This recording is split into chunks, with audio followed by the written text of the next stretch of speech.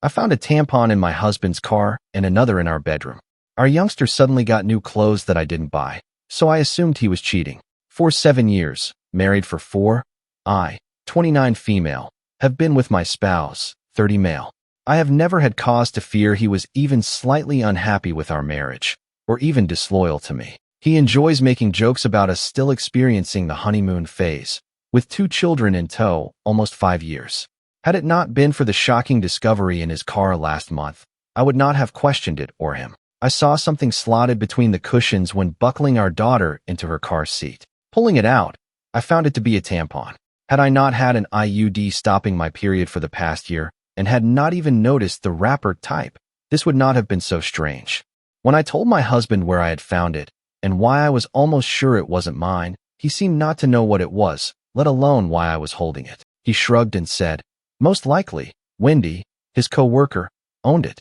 My husband often commutes to lunch with his colleagues, and as we live somewhat close to Wendy and her husband, I assumed it was quite likely that tampon had dropped out of her bag, either any time he had driven with her or given her a ride.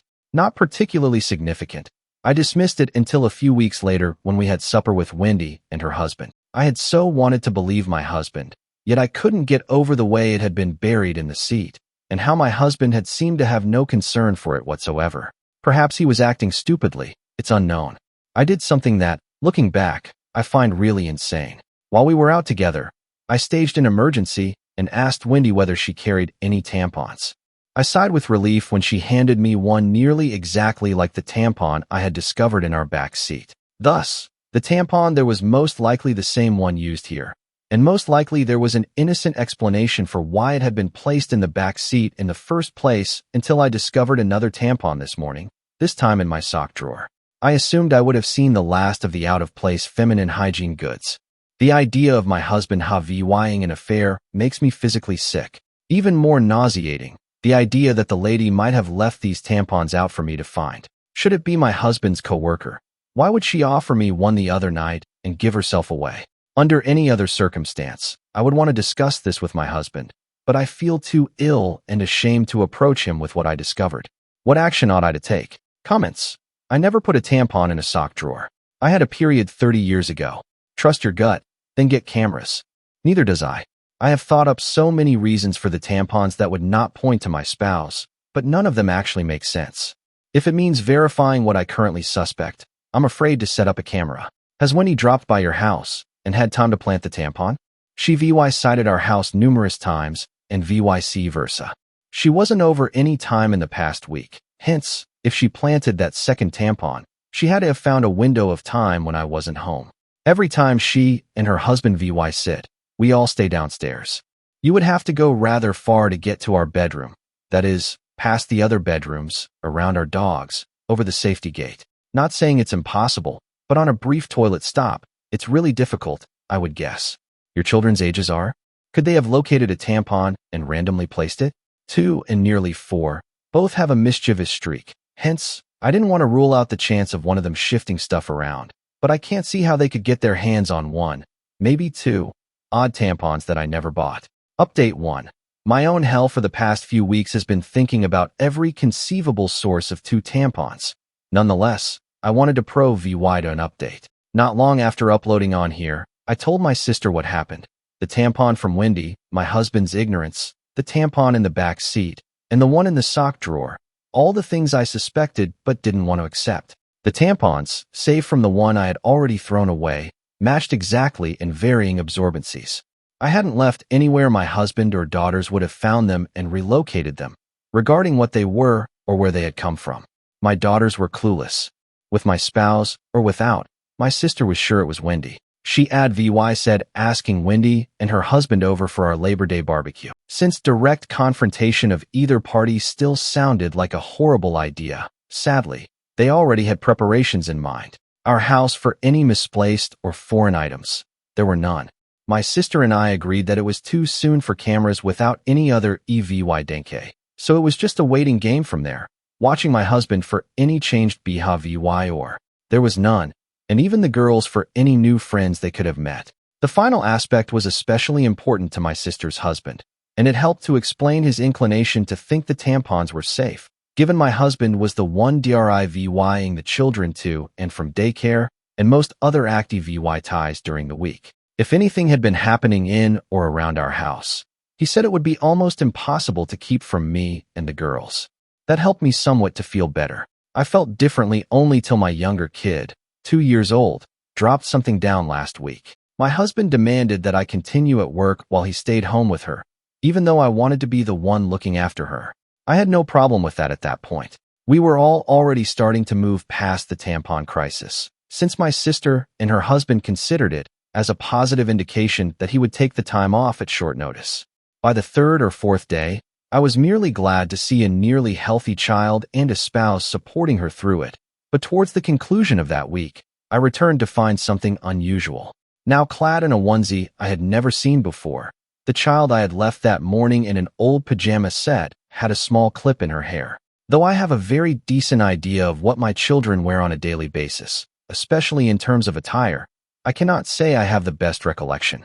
Before we would have our second, I had vowed off full-length sleep suits with snaps across the front, long before long. Snaps are simply a pain in the ass and a no-go for effective diaper changes, just not something I would dress her in. My hubby knows as much. He definitely doesn't accessorize the girls' clothes, and neither does he plan for or buy them. The idea of someone being around our ill child without our awareness confused and rather stunned me. I went straight to inquire whether anyone had been over to VY sit my spouse or the girls. I didn't second think like before. He seemed perplexed and asked me why I would believe that. All day it had been him and the children. Once more, I asked him whether someone had stopped over to say hello. He denied it. I should cool off, he had VY said. Our oldest daughter was in the room and realized something was wrong. So even if I might have screamed out and came forward with the charges right then and there, my husband swore that the girls had not been with anyone but him. I asked him a third time, in a subdued manner, if anyone had been near our children. He also denied styling anyone's hair or shopping for new clothing. I chose to leave, since our daughter was in the room, and my feelings were all over the range. Then, I couldn't make sense of it. It hardly looks clearer now after I drove myself mad with illogical arguments. Comments. My 2-year-old can only string a few words at a time. To respond to a few inquiries, she responds depending on the cues I provide. When I question her about her time with daddy or her wardrobe, I might inquire, "Who gave you that pretty bow?" And she might answer, "Pretty bow" back to me, or "Mama," or "Daddy," over and over. Almost 4, my older daughter was in daycare that morning. She cannot remember anything different from that day. Her memory of the pajama change or the hair clip is lacking. Hence, my estimate is she was changed during that morning, but I'm not sure exactly. My 45-minute trip to work makes stopping for lunch very impractical. My sister has not observed anything unusual. She has been gracious enough to leave work and drive past several times here and there. At the front door is a Ring camera. I have the app on my phone with alerts enabled. Not yet. Nothing exists. I'm merely the least tech-savvy person. Hence, I would be open to suggestions for more covert surveillance. Worried another camera will be easy to find. Edit. We indeed routinely test our carbon monoxide detectors. One of the hair clips might have originated from daycare, although I could see the hair clip as a possibility, less plausible with the onesie. If either of my younger daughters had returned with something like that before, I would have noticed, especially since it was the kind of onesie I detest with a passion, LOL. She hadn't been to daycare in days. People say they are eager to know how this story ends.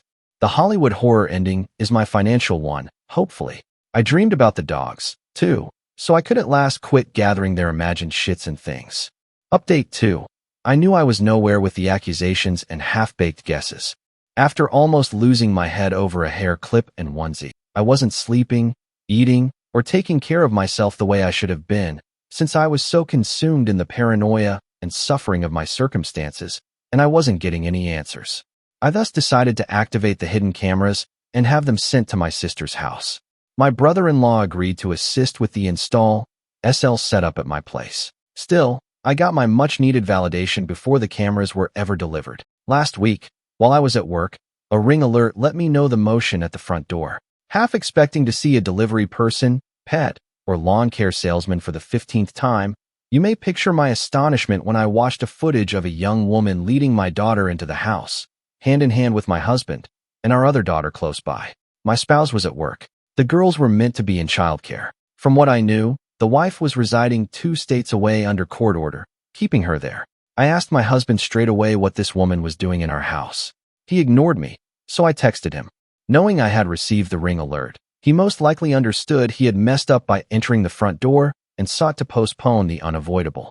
He was foolish, too, but after the 5th or 6th call, he at last answered. As I would subsequently learn, the woman on the camera was my husband's sister. She most certainly supplied the bow, the onesie, and the tampons. She is also a recovered addict who spent the better part of her childhood and young adulthood pressuring the silence of another one of my husband's family members following her molestation. She is also a registered sex offender. Years had passed without seeing or hearing from her, and from the way my husband spoke about her, I never expected I ever would, but here she was in our house, surrounded by our kids. Let me say, I was enraged. Though it was hardly an affair at all, knowing who it was and why all of this had been happening made it much more repulsive. My husband was particularly high on the list, since my sister-in-law, fresh out of another stay in recovery, had wanted to rebuild relationships with those she had harmed. My husband had been meeting in secret, usually at our house while I was at work, not wanting me to know, or worse, keep her away from our family and children. They would come in via the garage in my husband's car, so the Ring camera at the front entrance wouldn't alert me. She had even stayed in our bed overnight on a weekend when I had gone on a business trip.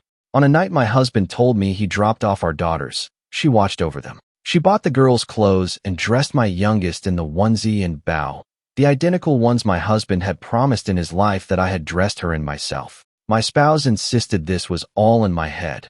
The tampons, the one piece, the bow, everything else, shrugging aside each increasingly disturbing revelation like it was news to him, and telling me I was being unreasonable. He was quite happy to see me suffer for weeks over a lady he maintained did not exist. 2 years after I had given birth to a child, for years after I had told him one of my main worries about parenthood was postpartum depression, like my mother had experienced with me. I worried about not being totally present for our children and about having shame and remorse all around as they got older. He had said me to get back off and reassess my mental health. I missed the girls too much and wasn't sleeping enough. Since he was my spouse, and since no other way of events made sense, I gave him the benefit of the doubts.